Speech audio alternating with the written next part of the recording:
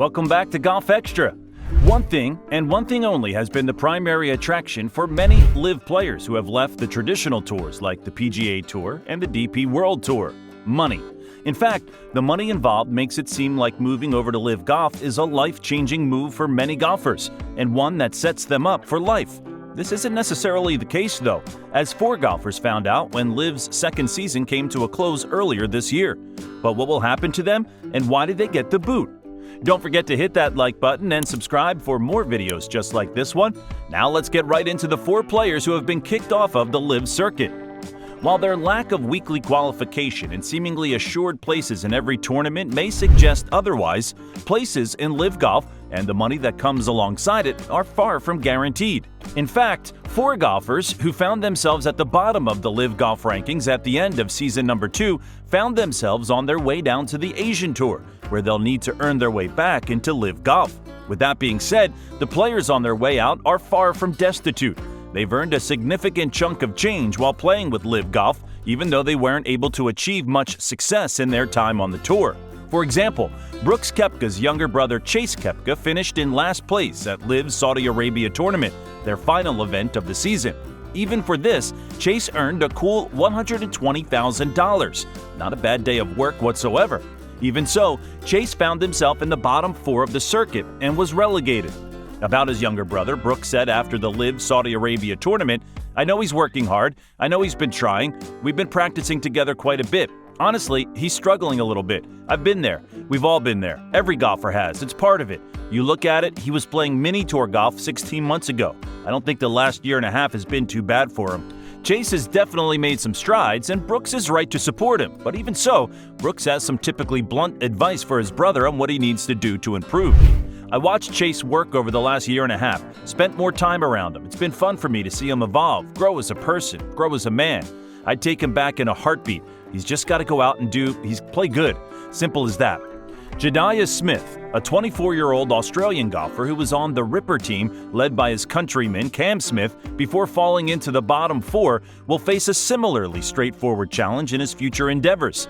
He had some flashes of brilliance during his LIV season, including helping Team Ripper to win the LIV Bedminster tournament by shooting a 66 on the final day of the event.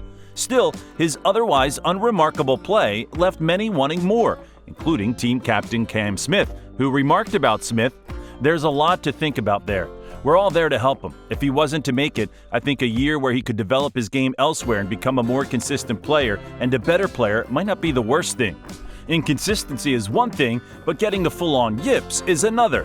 That's what happened to Siwon Kim, who struggled mightily throughout the season just to keep his driver shots in play.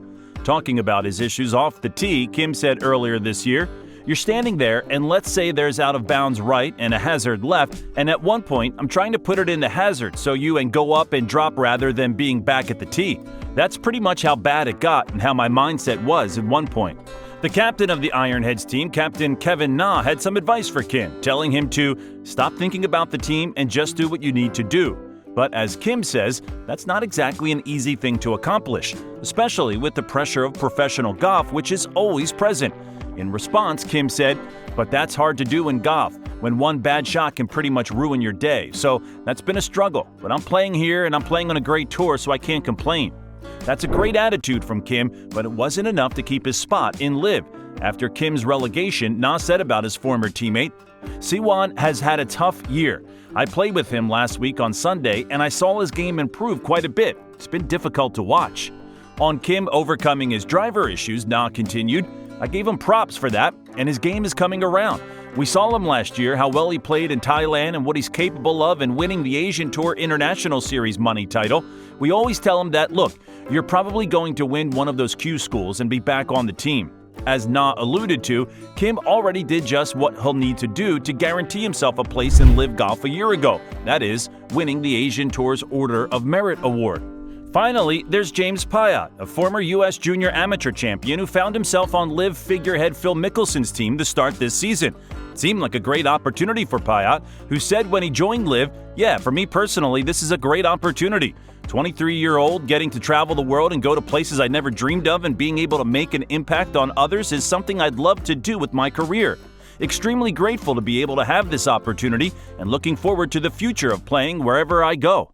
He has met with criticism from those who expected him to play on the PGA Tour given his history with the USGA, to which he responded, "At the end of the day, I tell people, it's about playing golf, and it's what I want to do with my life. So for me, a part of the decision is, like I said, just developing, playing with great players, and you learn whether it's PGA Tour, LIV Tour, wherever you're at, you're around golf greats, and we'll see where it takes me."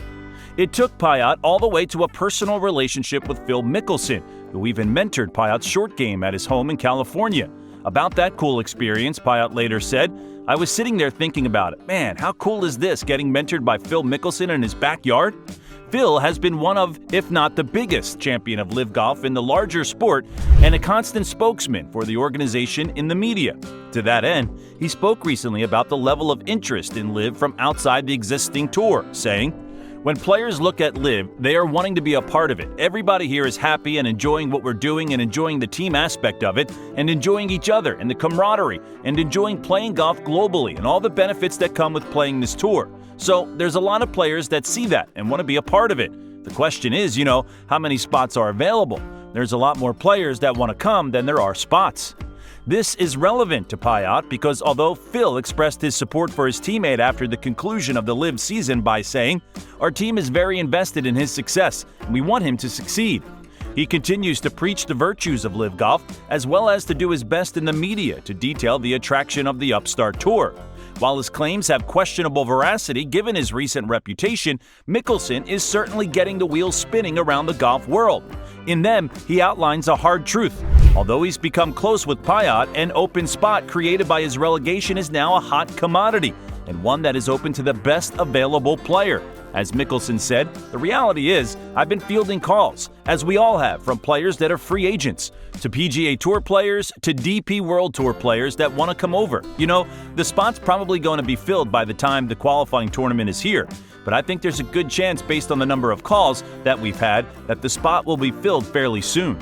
Comment with your thoughts and make sure to subscribe for more content like this. We'll catch you in the next one.